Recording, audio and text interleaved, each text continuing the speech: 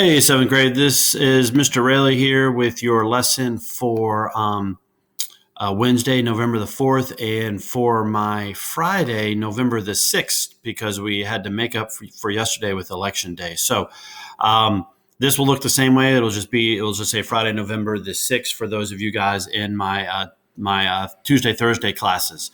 So we are actually doing a pair deck. Now, I'm not going to have the link for the pair deck on here, but all the information is also in this presentation right here, okay? It is going to be important that you do work through this because it's going to be our intro to the Crusades. So you're going to want to make sure that you go through and you do the reading. We actually do the reading in class, but obviously if you're watching this, you missed the class. So you're just going to have to read through it yourself. So no bell ringer today, but please make sure that you do your attendance. So a quick review over trade in cities and feudalism in the feudal society. So remember that this was a way to encourage trade through trade fairs most commonly held in northern France. Remember, this was one of the ways that they were able to get things trade through different cities, is that they would have these different fairs.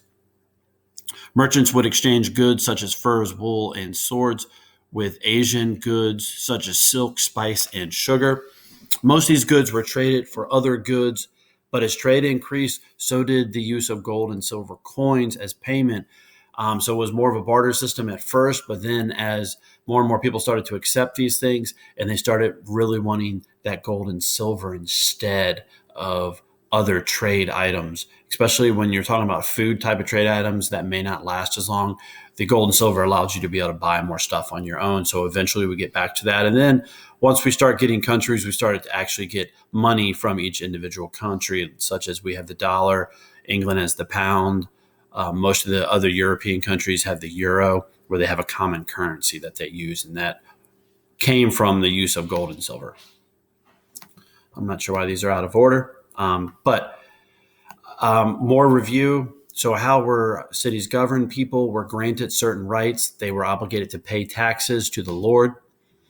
Many towns set up their own governments in which wealthy people were elected to govern. Typically, this was very similar to other ancient civilizations where the wealthy did a lot of the ruling. Well, heck, it seems to be the same thing in our government too. It seems like the wealthy seem to do a lot of the ruling here too. Guilds or other business groups were created, and that was beginning to do the rise of the middle class, started to make the middle class more powerful. Members of the middle class were not lords, nor were they peasants. They didn't own land, but they were free and had some wealth. And over time, they gained more and more wealth.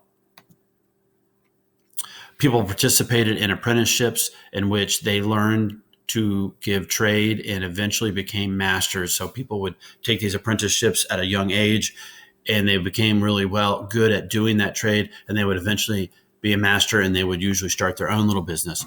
So what was city life like? Houses and buildings were made of wood, but people used candles for lighting. Therefore, one small fire could destroy entire villages. Women in the cities were hardworking and tended to the children and helped with families, or helped the family trade, and they also prepared meals. Your dad joke of the day. Here we go. What did the turkey say to the computer? Google, Google, Google.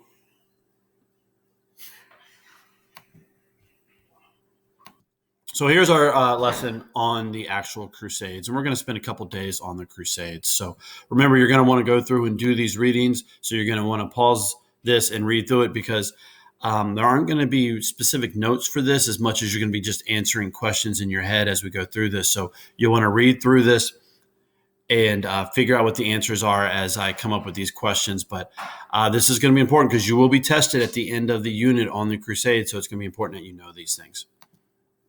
So after that reading, you're going to answer the question.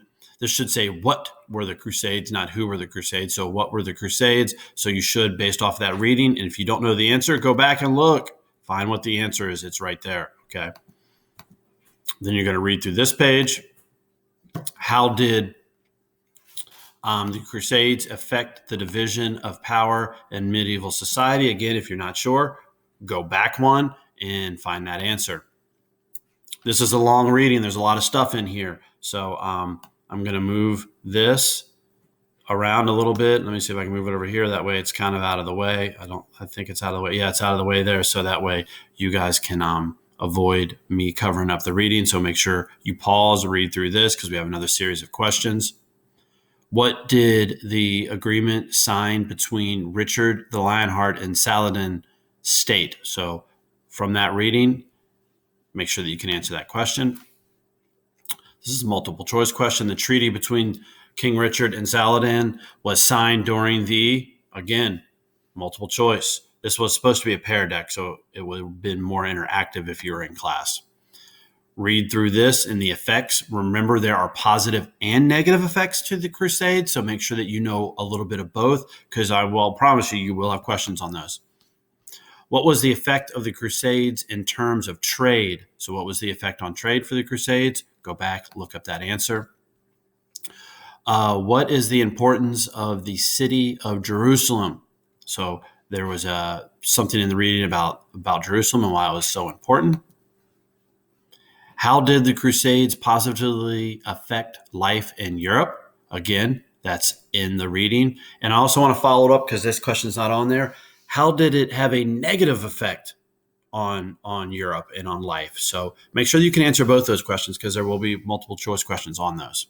And this won't apply to you because you didn't do pair deck. So there is no homework for this one. There is if you did not weren't in class because you needed to read through that. And make sure you read through it. Make sure you know the answers to those questions because you are going to be expected to know that. As always, if you have any questions, make sure that you reach out to me in Canvas through the inbox right here, and I will answer them as quickly as I can. I will see you guys in the next class.